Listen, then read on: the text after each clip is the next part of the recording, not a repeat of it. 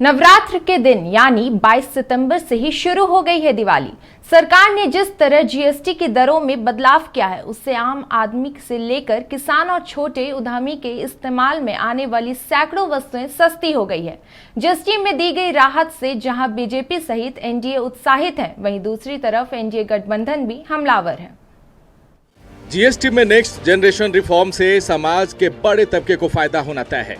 देश के सबसे गरीब राज्य झारखंड में गांव में रहने वाली 46.3% और शहरों की 20.2% आबादी गरीबी रेखा के नीचे वास करती है। जिस तरह जीएसटी में बदलाव से रोजमर्रा के इस्तेमाल की वस्तुएं जैसे तेल, शैम्पू, ब्रश, शेविंग क्रीम, मक्खन, पनीर, दूध की बोतल और डायपर अब पहले से सस्ती हो गई है, इसका फायदा झारखंड में बड़ी आबादी को होगा।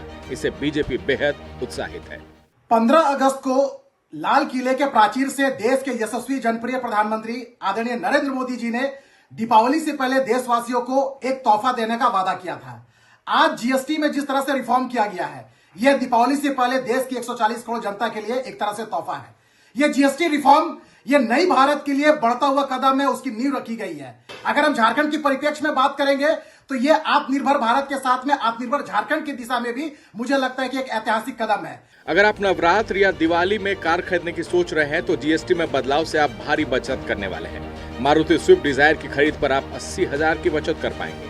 वहीं वैगनार पर 85,000 और टाटा टियागो पर 95,000 की बचत होगी। वहीं अनुमान ये भी है कि जीएसटी में कटौती से झारखंड के एसजीएसटी में सालाना लगभग 2,000 करोड़ का नुकसान होगा। राज्य में जेएमएम का मानना है कि जीएसटी में बदलाव से राहत तो मिली है, लेकिन सच ये भी है कि बीते 9 साल से केंद्र सरकार आम जनता का शोषण कर रही थी। कफन से किताब कॉपी तक गरीबों के रोजमर्रा की हर चीजों पर भारी टैक्स लगाया गया था। अब बिहार चुनाव को देखते हुए ये फैसला लिया गया है। तो राहत आपने किससे दिया? आपकी जो पुरानी व्यवस्था थी उसी से राहत दिया। 10 साल तक क्यों लूटते रहे देश की जनता को? दाह संस्कार के सामग्रियों पर भी टैक्स वसूला करते थे ये लोग। कफन पर भी टैक्स लगा रखा था इन लोगों ने। पढ़ने लिखने बच्चों की जो सामग्री होती है उस पर टैक्स लगा रखा था। गरीबों के इस्तेमाल होने वाली रोजमर्रा की वस्तुओं पर टैक्स लगा रखा था। और टैक्स राहत थी तो किसको थी?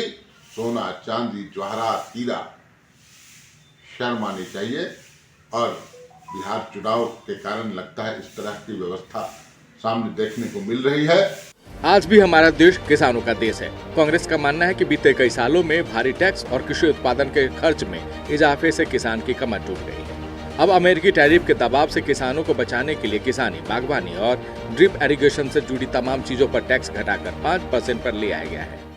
केंद्र में सरकार भाजपा की चल रही है, लेकिन सिस्टम और नीतियां पूरी तरह से कांग्रेस की लागू हो रही है। कांग्रेस जनहित की जिन बातों को उठाती है, जिन बातों पर केंद्र सरकार की जिन बातों पर जिन नीतियों का विरोध करती है, उन नीतियों को देर सवेर केंद्र सरकार को वापस लेना पड़ता है, इसलिए कि कांग्रेस हमेशा जनहित की बातें करती है और केंद्र सरकार की नीतियां जन विरोधी होती हैं और व्यवसायियों और उद्योगपतियों के हितों में होती हैं। झारखंड में जहां प्रति व्यक्ति औसत मासिक आय महज 18,430 रुपए है, जीएसटी में बदलाव से समाज के हर तबके को कुछ न कुछ फायदा हुआ है। फिर भी राजनीति में मुद्दों से ज्यादा नैरेटिव मायने रखता है। दिल्ली असेंबली चुनाव में बीजेपी ने बजट में 12 लाख तक की आय पर नो टैक्स के नैरेटिव को खूब भुनाया था। वहीं बीजेपी टैक्स सरलीकरण से राज्यों को होने वाले नुकसान पर जोर दे रही है। जीएसटी ने पक्ष और विपक्ष दोनों को अपना अपना नैरेटिव सेट करने का मौका दे दिया है। यशवंत कुमार, नक्षत्र न्यूज, रांची।